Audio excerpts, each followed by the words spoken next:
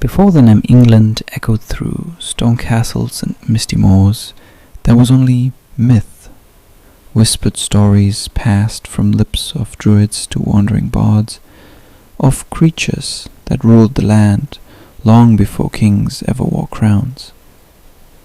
These were not merely bedtime tales, they were warnings, forgotten truths buried beneath cobbled roads and ivy-covered ruins.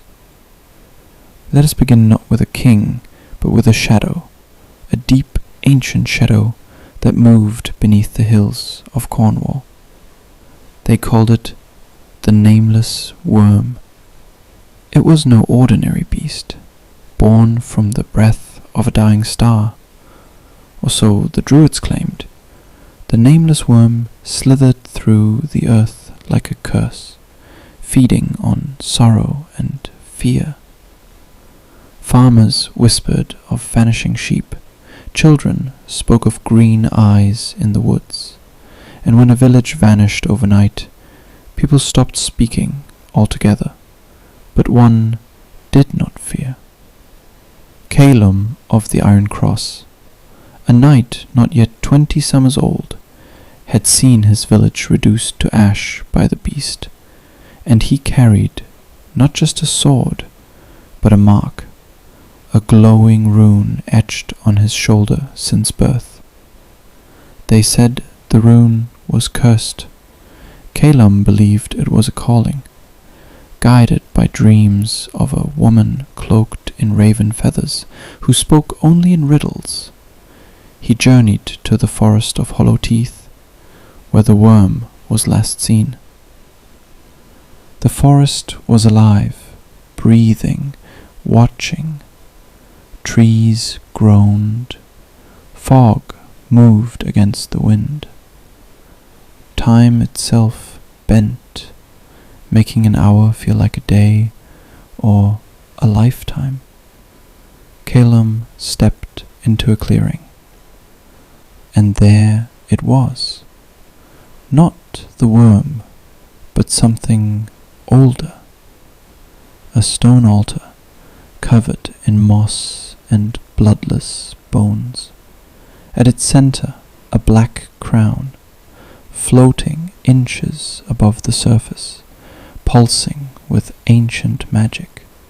It whispered, "Wear me, and remember who you were." But Calum did not understand. He reached out, and the world shattered. He woke up in a place that did not exist, a circular room made of mirrors and fire.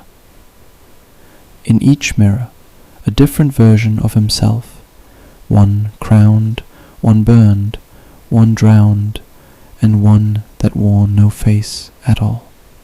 "Choose," said the voice of the Raven Woman. "Every path leads to legend, but not every legend ends in glory."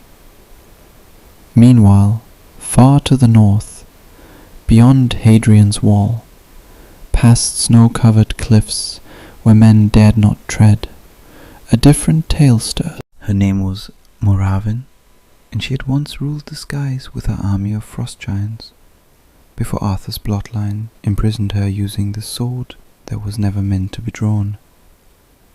Not Excalibur, but something older, Caliburnus Umbra, the Shadow Blade, forged not by man, but by the stars, and now lost, also relieved, because even deeper, in the ruins beneath the old Roman baths of Bath, something pulsed again.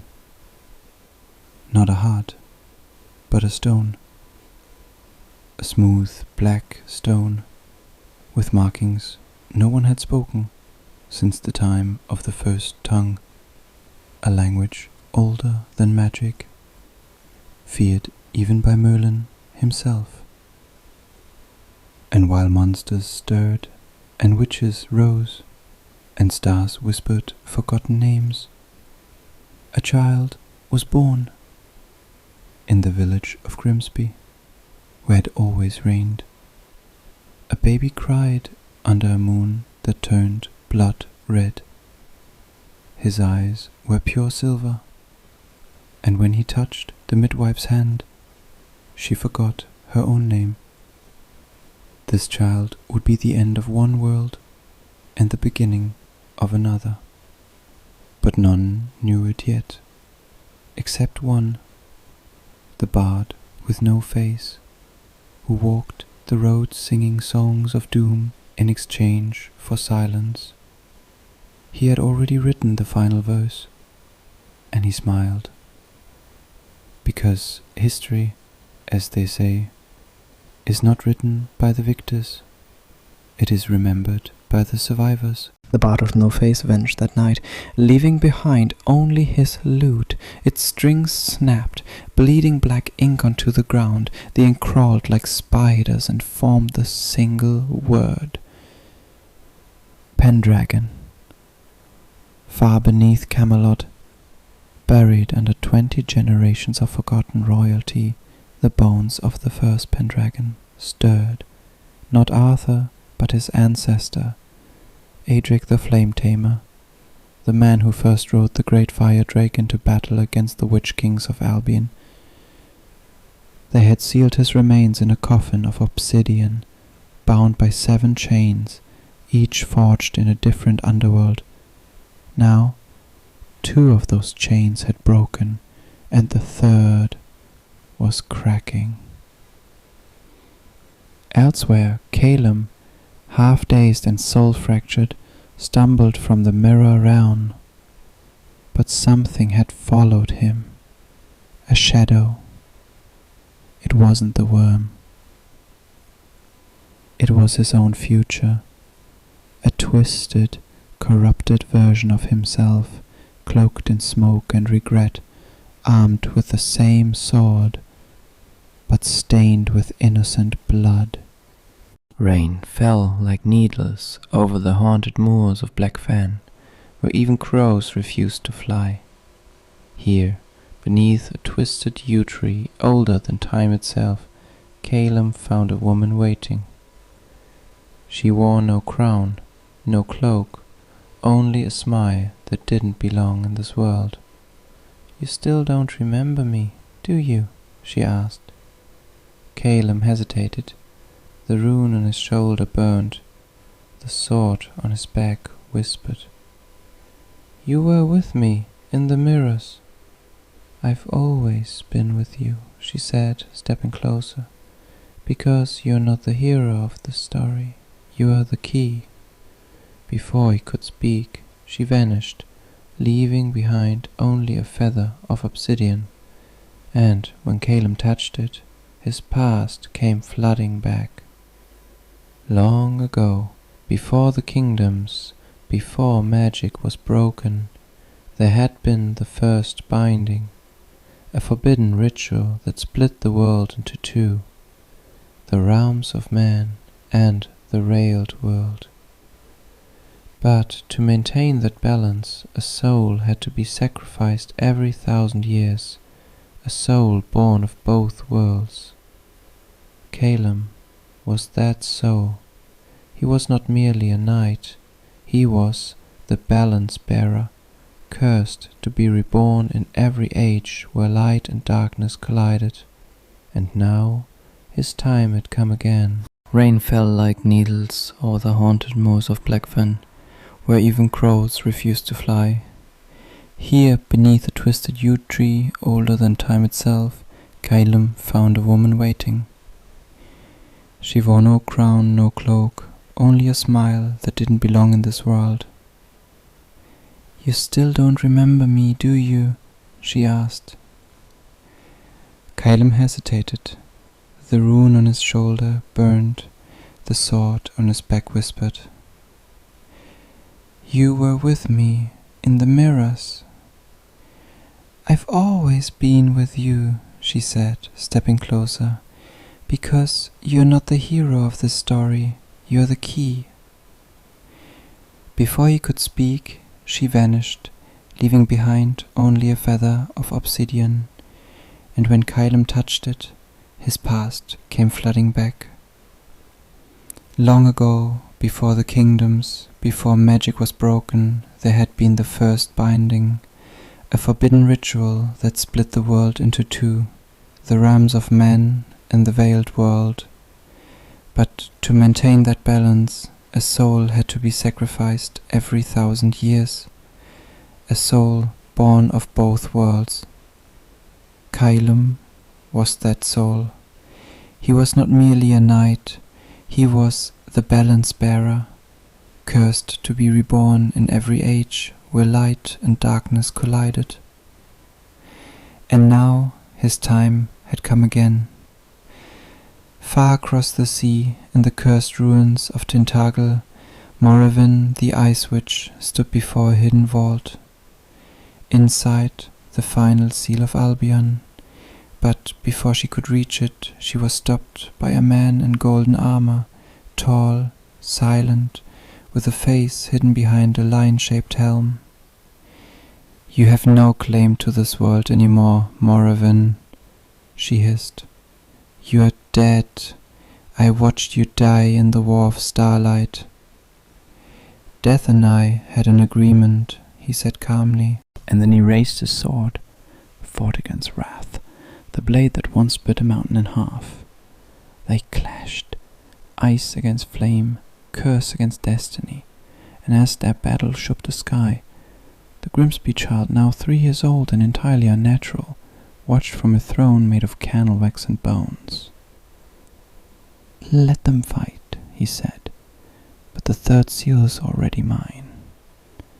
In his hand the last seal pulsed and cracked.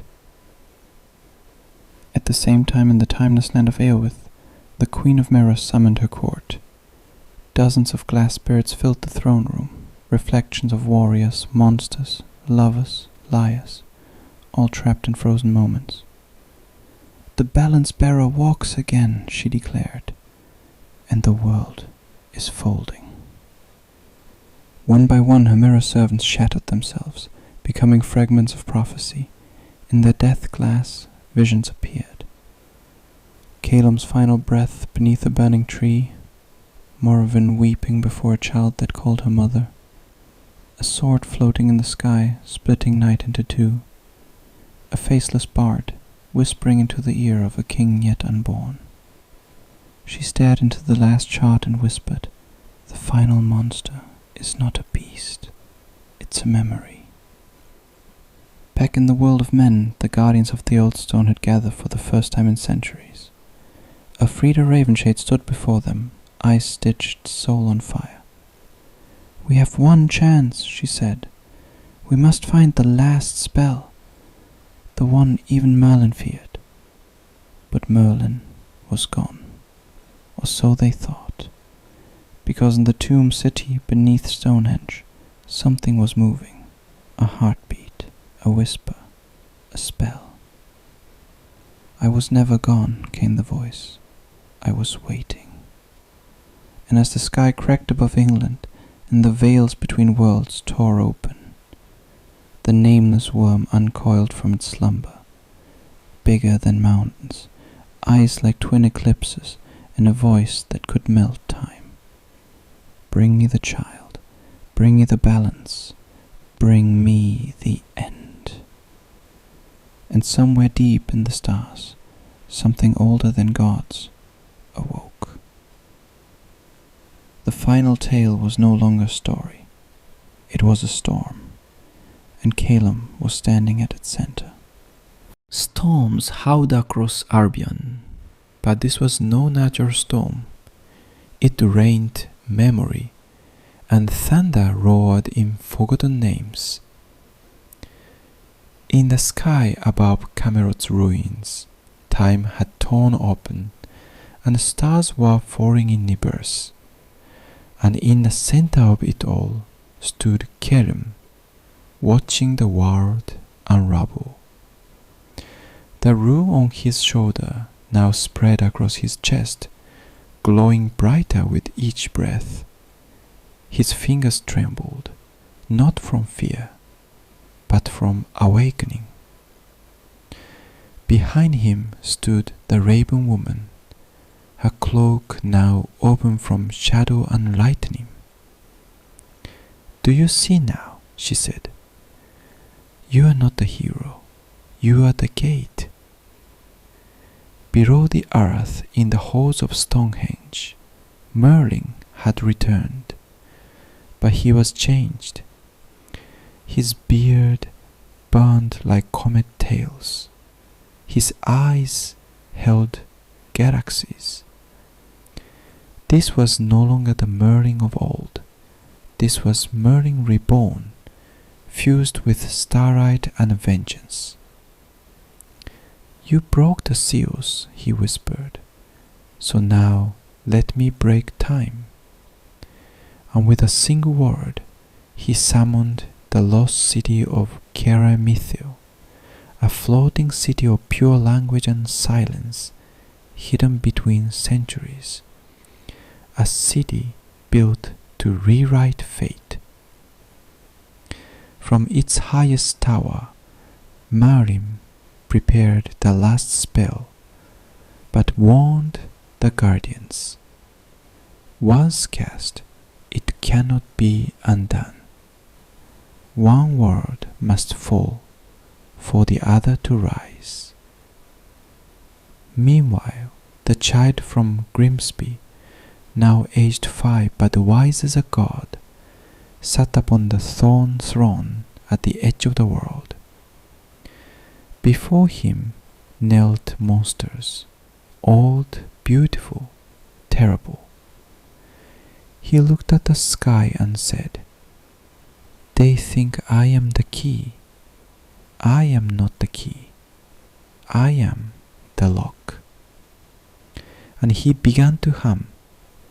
With every note, rivers dried, trees bled, and dreams crumbled. The worm heard the song and wept. In the west, Morevin, the ice witch, stood on the cliffs of Dover, where the veil between worlds shimmered like a cracked mirror. Behind her, the Hollow King had betrayed her, seeking the child for himself. Her army of frost had melted, her crown had turned to smoke, but she remembered. She remembered when she was not a witch but a mother, when the child was hers, when she gave him to the druids to hide him from the worm. Now he did not know her. "He doesn't remember," she whispered, "but he will before the end." She stepped into the veil, alone. And then came the sundering. The skies split in half. Reality bent inward, and across every land, from Yorkshire to Tintagel, from the Lake District to Blackfen, the legends returned. The Red Boar of Essex thundered through the woods. The Clockwork Knight of Coventry awoke in rust and rage. The Lady of the Mists sang once more, her voice cracking the moon. And Calum, now standing before the worm's temple, saw his reflection not in glass, but in blood, because the real monster had his face. "I am you," the worm whispered. "I am what is left when you forget who you are." But Calum was no longer afraid. He reached into the fire, pulled forth the crown, and for the first time wore it, not as a king, but as a man. The world held its breath, and in that moment the stars blinked, not in fear, but in respect. Far in Awyth, the Queen of Mirrors shattered her throne. "It is done," she whispered. But it wasn't over, because the child had stopped humming, and now he spoke. "The story you know is a lie. The monsters you fear are misunderstood. The magic you worship is broken. And the true enemy," he pointed skyward, "hasn't arrived yet." The sky turned black, and something stepped through it. Not a beast, not a god, not a man, but something that had created them all, and forgotten them. The world had changed, but not all had accepted the change. Beneath the glowing forests of the New Arvium, in the silence after the morning got banished, something else had awoken. something that had never been part of the original design, something watching from between the moments. They called it the archivist, not a god, not a creature, but a collector. Of what? Endings. It moved through the newly written world like wind through ashes, absorbing echoes of stories that never happened, battles that were never fought, loves never confessed, betrayals that faded before they began. And as it gathered, it whispered, "Every rewritten tale leaves behind a shadow." Kedam, now the first chronicler, sat in a temple carved from living crystal. He wrote with a quill made from the raven woman's final feather. But the words on the page kept changing. One moment they spoke of peace, the next of a war that no one remembered fighting. "Why are my stories rewriting themselves?" he asked aloud. From behind, a voice answered, "Because someone else is telling you a story now." He turned and saw a figure with no eyes, no mouth, no sound, only a glowing spine made of books. The archivist. "You stopped the morning god," it said, "but in doing so, you left behind empty endings, and I feel them." Far away, the child, now a wanderer of Leons, entered a village where no one had aged in 100 years. They loved, sang, lived, but none could remember why. When he asked them their history, they replied, "We've always been here. Nothing has ever changed." But he could feel it, a deep artificial calm. Something was suppressing time. He dropped a single tear into the village well, and it boiled into a scream. In a flash, thousands of lives unfolded, all the lives that had been erased. The village collapsed, not in death, but in truth. And at its center stood a library with no doors, the archive of lost fates. Meanwhile, in the mountains where Moravin watched over the skies, a dragon returned. But this dragon was not made of flame or bone. Deep beneath the mirrored skies of the New Albion, Caleb and the child journeyed toward a forgotten place. A place never drawn on any map, never spoken in any tongue.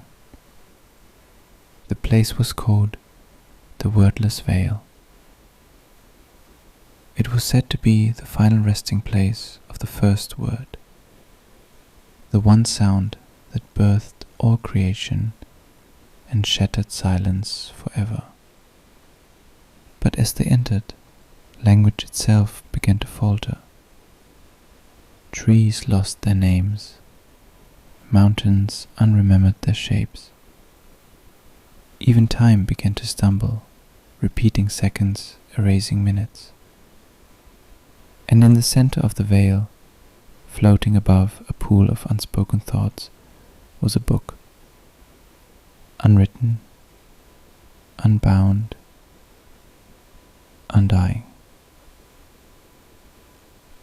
The book that should not exist.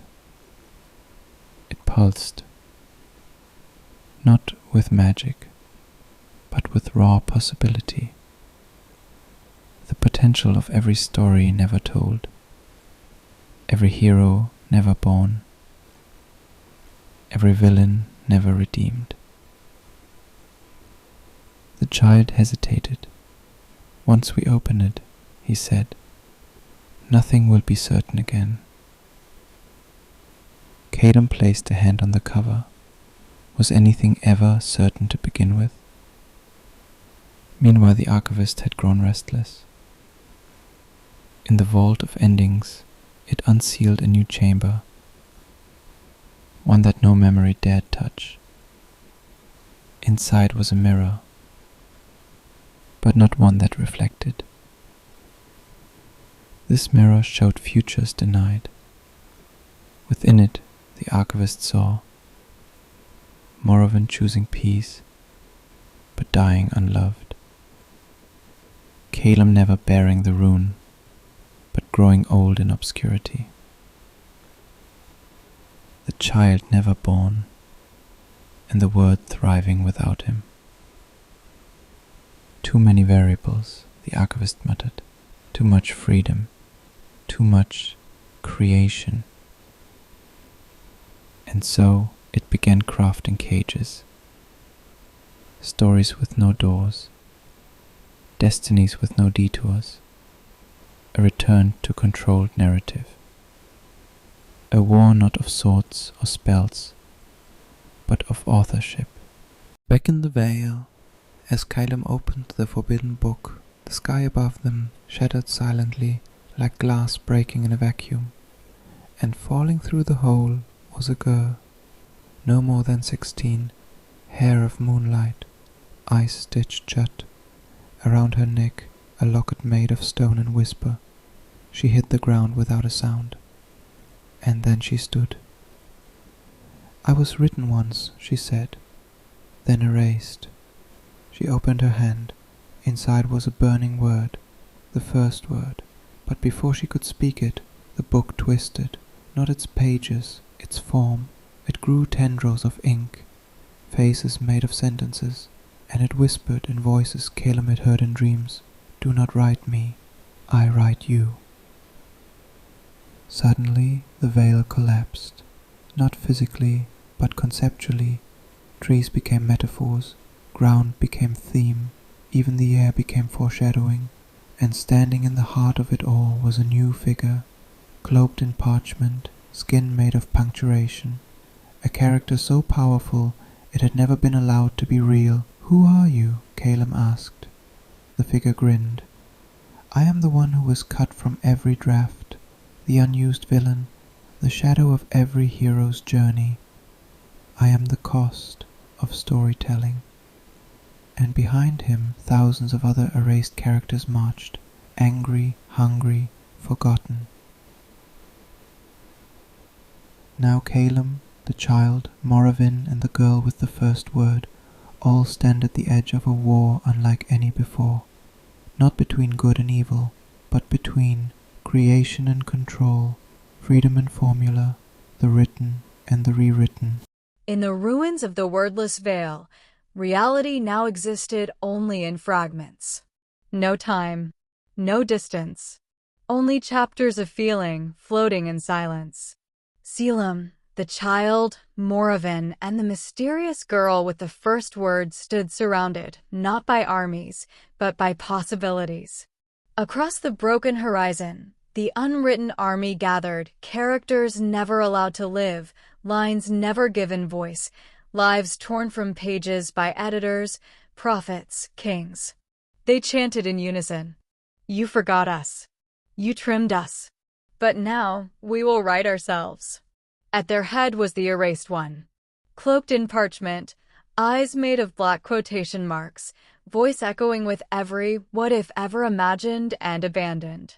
"You fight to preserve a story," he said. "But we fight for every story." Selim raised his sword, but the blade crumbled, not from rust, but irrelevance. "You can't fight imagination," Morrowind whispered. "You can only join it or drown in it." Meanwhile, far away, across the blank lands, where no tale had ever dared walk, the archivist was preparing a final draft. It stood atop a floating monolith of deleted endings, quill made of silence, parchment made of law. "If chaos writes the world," it said coldly, "then law must erase it." The archivist summoned the 10 Commandments of story, ancient rules that governed myth and meaning since the dawn of fire. 1. There must be a hero. 2. There must be a villain. 3. The journey must transform. 4. The past must haunt. 5. The present must burn. 6. The mentor must die. 7. The love must hurt. 8. The sacrifice must come. 9. The monster must fall. 10. The ending must be written. But in New Albion, none of these applied anymore. Grinning face. Because the rules themselves were bleeding. Back with Selim, the girl with the first word finally unclasped her locket. Inside, a sound. Not music. Not language. But potential pure and raw. She stepped forward, looked at the erased one, and whispered, "I give you not a name, but a page." The erased one froze. He had spent eons demanding a place in the tale, and now he was being offered one freely. You would let me exist? Not as a villain, not as a plot device, but as something else entirely, a beginning. For a moment, silence fell, not fear, not confusion, but awe. But then, from behind the army, a new tear opened in the sky, and from it descended the first reader. No one knew where it came from. It had no age, no origin, no voice. Only a single eye made of closed books. And when it opened, the very ground beneath trembled. "You have all forgotten," it said. "A story does not belong to its characters, nor to its author. It belongs to the reader. And I am the first." Everyone froze. Even the archivist stepped back. Because this wasn't power. This was meaning incarnate. "You were all written to be remembered," it said, grinning face. "But I came to read what was never meant to be known." It reached forward and touched the burning first word. Instantly, every world trembled. Every book opened. Every forgotten story gasped for air.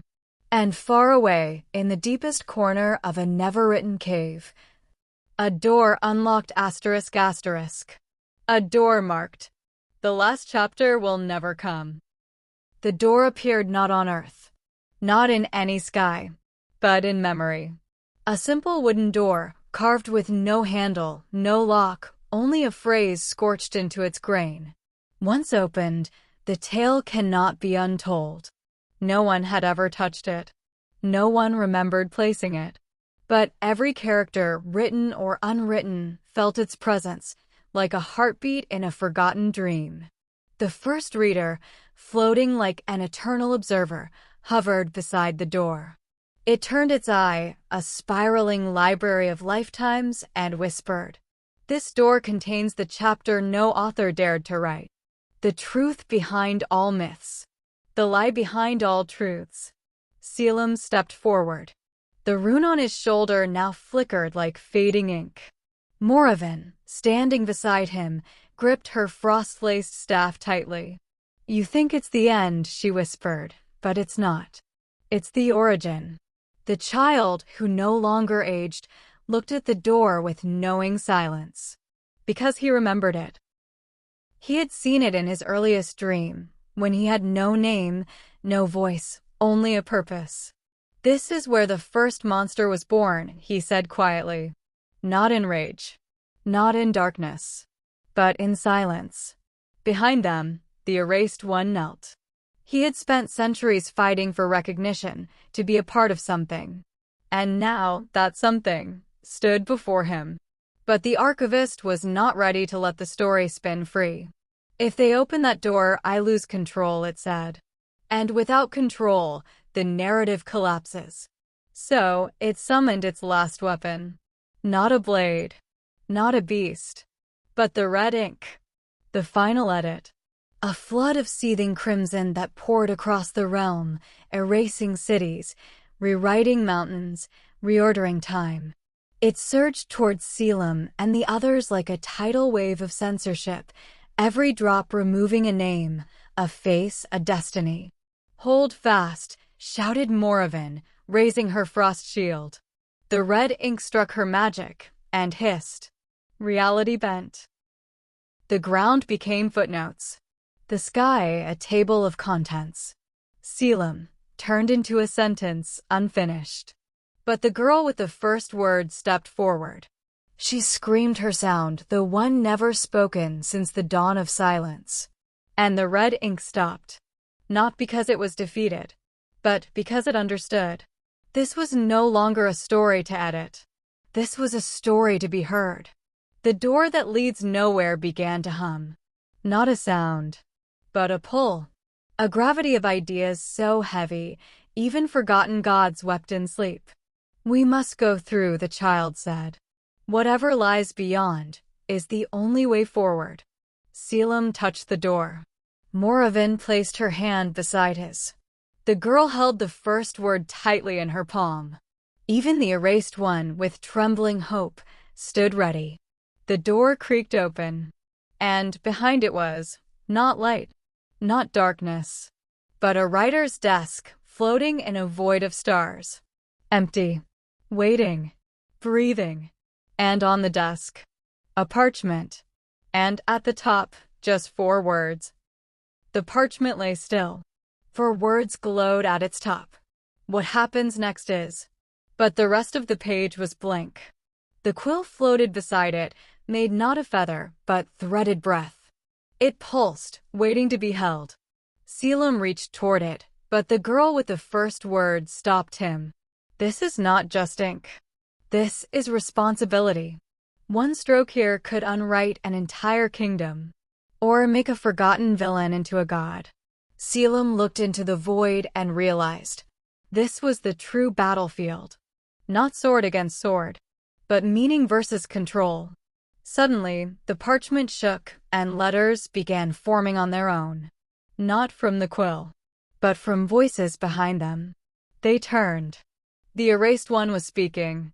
And with every word he said, I was meant to be brave. I was once loved. I was never a side character. The parchment responded ***. It absorbed his pain. It welcomed his forgotten courage. And wrote it down. He's writing himself into truth, Moravin whispered. No, said the child. He's finally being heard. But something stirred in the void. A tremor. A hush. The archivist, still watching from behind dimensions, screamed. You fools. You're letting the story write itself. Good, said Selim. That's all stories ever wanted. Then the first reader stepped forward again. Its voice like a closing book.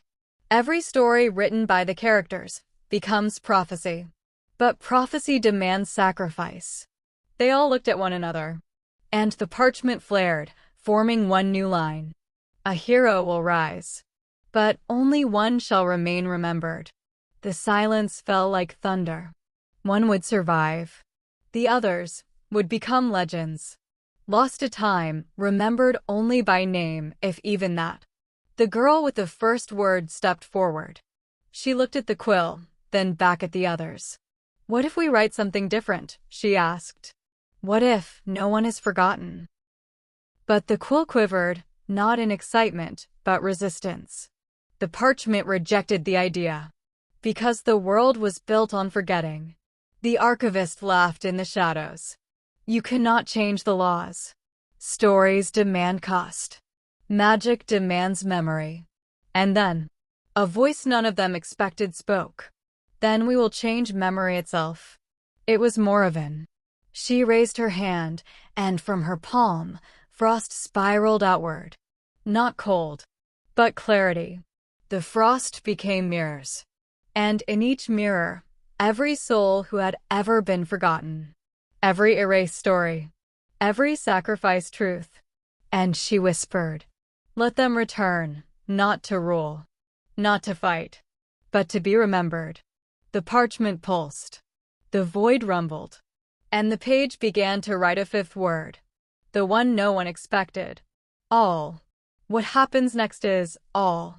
All remembered. All rewritten. All forgiven.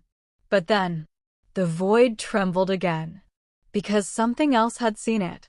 Not the archivist. Not the reader. Not the characters. But the author, the true one, the silent scribe, who had not written a word since the first myth was born. And now, they were watching, asterisk, asterisk. The parchment still glowed. 5 words now hovered above its surface. What happens next is all. And yet, the line below remained untouched, as if waiting for someone not to write, but to become the story. Then, across the void, the air shifted. Not with wind, but with attention. Because something was watching now. Not from above, not from beyond, but from beneath language itself. The girl with the first word trembled. The erased one fell to his knees. The child took a step back. Only Selim whispered the truth. The author is here. And across the stars, a page turned, but no one turned it. A quill hovered in the air. It did not write. It simply waited. Waiting not for a decision, but for a confrontation. Then, from the darkness of the blank realm, a figure emerged. Not cloaked, not crowned, but completely faceless. Its presence felt like déjà vu. Like every moment you thought had happened before. The silent scribe. Not good. Not evil. Just necessary. The being looked at them all and spoke not with voice, but realization. You have broken the structure. You have undone the outline.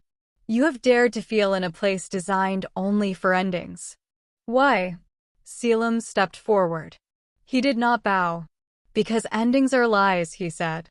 They are only pauses with a name. The silent scribe tilted its head. And behind it, universes rewrote themselves. But Moravin now saw deeper. Her frost magic pierced the facade. She saw the scribe's hands. They were bleeding. From years, no, centuries, of writing stories that were never complete. You're tired, she whispered. You've been writing alone. The scribe paused. Then, for the first time, it stepped away from the desk. It offered the quill. Then write, the scribe said. Not just for yourselves. Not just for power. But for everyone who has never written at all. The parchment began to unfold. Line after line revealed. A knight who failed his quest and was still loved. Asterisk, asterisk. A monster who protected but was never understood. Asterisk, asterisk. A child who was meant to be a curse but chose kindness instead. Asterisk, asterisk. This was no longer a book. It was becoming a world. But the archivist screamed from the shadows. If they write this world, I will vanish. I am rules. I am law. No, the girl replied. You are memory. And we will remember you, not as our ruler, but as our lesson. And then, the sky cracked open. Asterisk, asterisk. Because beyond even the scribe, beyond the reader, beyond the child, there was one more presence. Asterisk, asterisk. The oldest of all. Not a god. Not a myth. But a question. A single voice echoed through the realm. What happens when the story writes you back? The tale is no longer yours. You're the tale. Asterisk, asterisk. The parchment still glowed. 5 words now hovered above its surface. What happens next is all. And yet, the line below remained untouched, as if waiting for someone not to write, but to become the story. Then, across the void, the air shifted. Not with wind, but with attention. Because something was watching now. Not from above, not from beyond, but from beneath language itself. The girl with the first word trembled. The erased one fell to his knees. The child took a step back. Only Selim whispered the truth. The author is here. And across the stars, a page turned, but no one turned it. A quill hovered in the air. It did not write. It simply waited. Waiting not for a decision, but for a confrontation. Then, from the darkness of the blank realm, a figure emerged. Not cloaked, not crowned, but completely faceless. Its presence felt like déjà vu, like every moment you thought had happened before. The silent scribe. Not good, not evil, just necessary. The being looked at them all and spoke not with voice, but realization. You have broken the structure. You have undone the outline. You have dared to feel in a place designed only for endings. Why? Selim stepped forward. He did not bow. Because endings are lies, he said. They are only pauses with a name. The silent scribe tilted its head, and behind it, universes rewrote themselves. But Moravin now saw deeper. Her frost magic pierced the facade. She saw the scribe's hands. They were bleeding. From years, no, centuries, of writing stories that were never complete. You're tired, she whispered. You've been writing alone. The scribe paused. Then, for the first time, it stepped away from the desk. It offered the quill. Then write, the scribe said. Not just for yourselves. Not just for power. But for everyone who has never written at all. The parchment began to unfold. Line after line revealed a knight who failed his quest and was still loved. A monster who protected but was never understood. A child who was meant to be a curse but chose kindness instead. This was no longer a book. It was becoming a world. But the archivist screamed from the shadows, "If they write this world, I will vanish. I am rules. I am law." "No," the girl replied. "You are memory. And we will remember you, not as our ruler, but as our lesson." And then the sky cracked open. Because beyond even the scribe, beyond the reader, beyond the child, there was one more presence. The oldest of all. Not a god. Not a myth. But a question. A single voice echoed through the realm. What happens when the story writes you back? The tale is no longer yours. You are the tale. The mirror page now hovered before them all. It no longer reflected faces. It reflected questions. Selim looked into it and saw a version of himself who never picked up the sword. Moravin saw herself old and forgotten, the last of her kind. The child saw a life lived in peace, but without purpose. And the girl with the first word saw a world where words no longer mattered at all. But then, they saw something else. Eyes. Watching. From the other side. Asterisk, asterisk. That's them, Moravin whispered. The readers. The dreamers. The ones who've walked with us since page 1. And the mirror whispered back. They wonder if they matter. They fear they'll be forgotten. They hope their lives are worth a story. And then, what will you say to them? Silence fell. The void held its breath. And then, Selim spoke, asterisk, asterisk. He turned toward the mirror. Toward you. And with calm in his voice, he said, "You are more than the reader. You are the fire in our veins. You are the echo in our silence. Every time we fall and rise, it is because you imagined we could." The mirror trembled. And from it, a crack spread across the sky. Not of destruction, but of connection.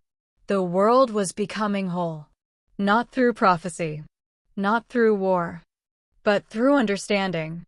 The reflection, still present, began to dissolve, not in defeat, but in peace.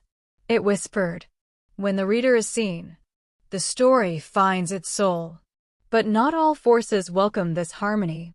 The archivist, now reduced to a flicker of law and fear, used its final breath to curse the mirror. If they keep reading, they will change. And if they change, they may forget. Then we will remind them, the girl replied.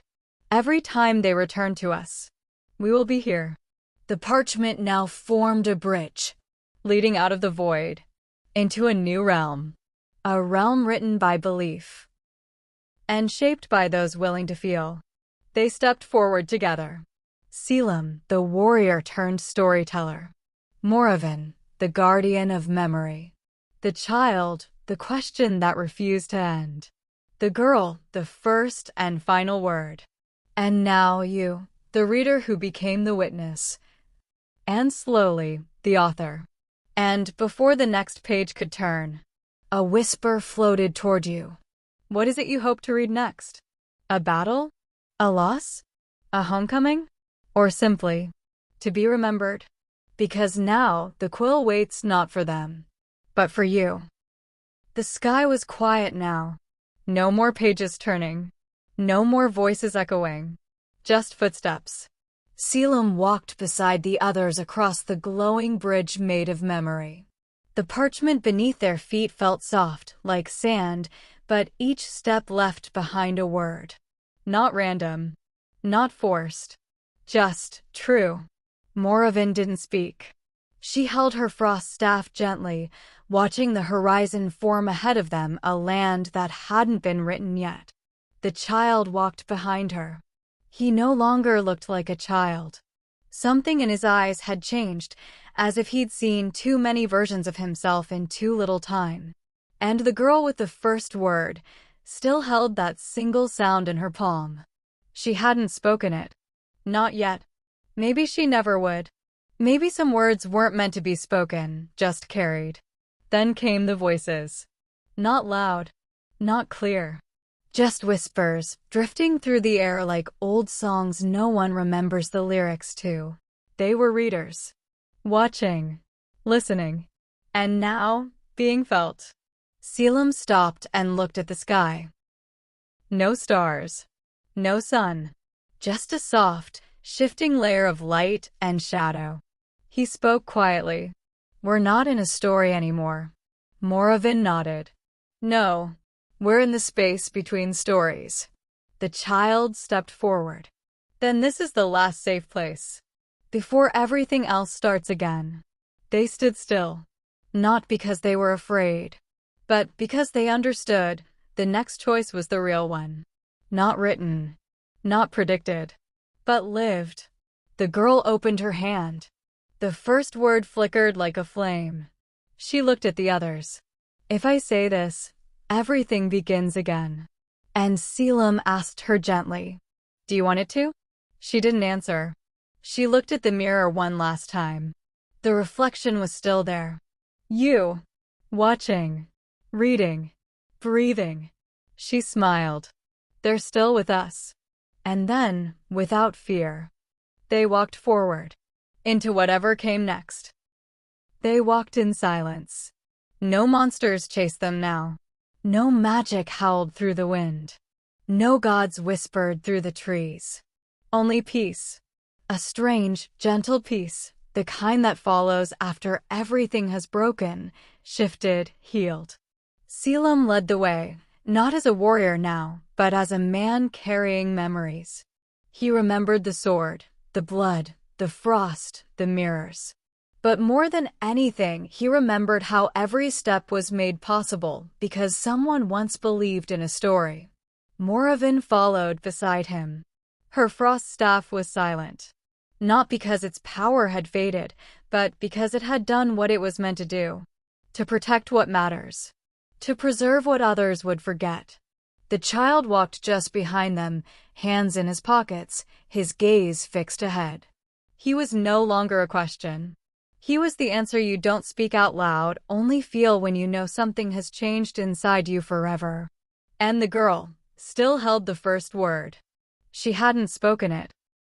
But now, after everything, she finally understood what it meant. Not a sound. Not a spell. But a choice.